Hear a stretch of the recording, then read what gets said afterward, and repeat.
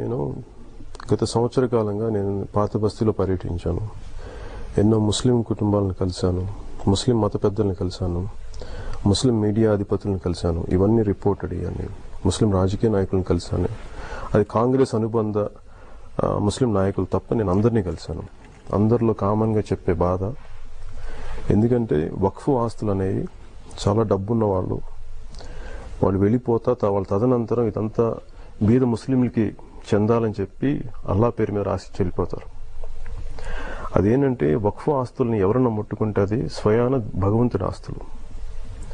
ఆ భగవంతుని ఆస్తుల్ని చెందాల్సింది సామాన్య బీద ముస్లిం ప్రజలకి. అది అన్యాక్రాంతమై దోపిడీ చేస్తుంటే దానికి పడ్డ బాధ ప్రతి ఒక్క ముస్లింని, నేను కలిసిన ప్రతి ఒక్క ముస్లిం కుటుంబాల నుంచి ప్రతి ఒక్కరు వాళ్ళ బాధ నేను చూశాను, వాళ్ళ బేదరికం చూశాను, వాళ్ళ అణగారినతనం చూశాను.